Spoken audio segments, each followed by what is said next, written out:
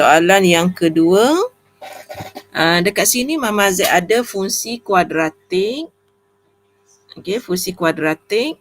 Daripada fungsi kuadratik ni kita kena kenal pasti.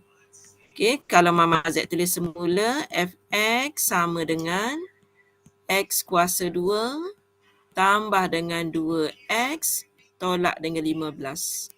Jadi yang pertama, perkali depan ni yang tak ada ni menunjukkan nilai A dia sama dengan 1.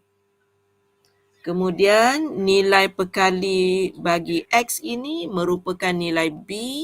B sama dengan 2. Dan nilai yang hujung sini adalah nilai C, iaitu C sama dengan negatif 15. Okey.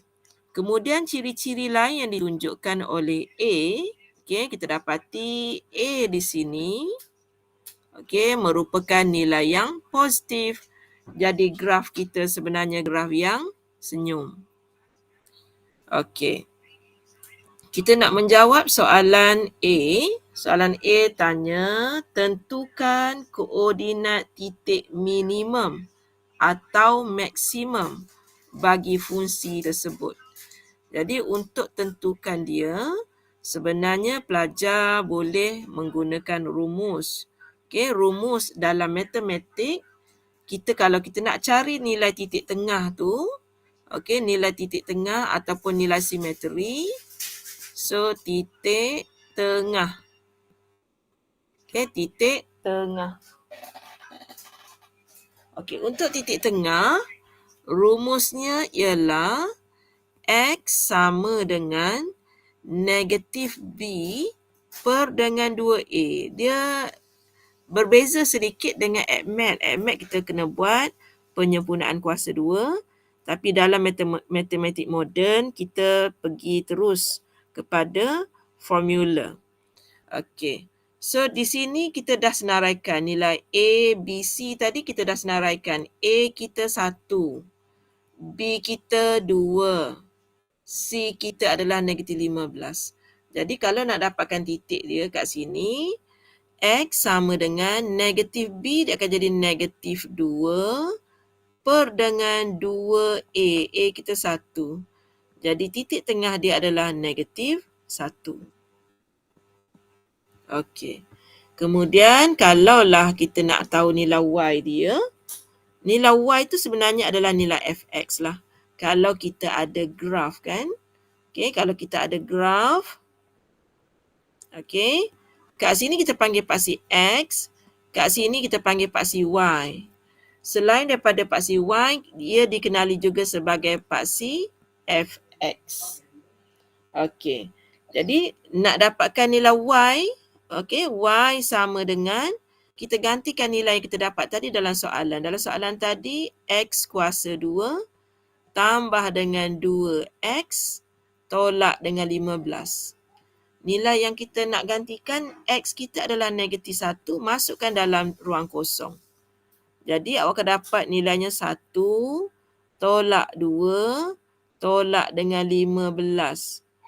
Jadi nilai yang awak akan dapat ialah negatif 16. Okey. Jadi sebab dia suruh cari koordinat titik, jadi Mama Z kena susun X dengan Y. X kita negatif 1. Y kita negatif 16. Okey. Adakah dia ni titik maksimum? Adakah dia titik minimum? Bergantung kepada nilai A tadi. Daripada nilai A tadi, kita kata nilai A itu positif. Jadi dia akan jadi senyum. Dan titik yang akan dihasilkan merupakan titik minimum. So, titik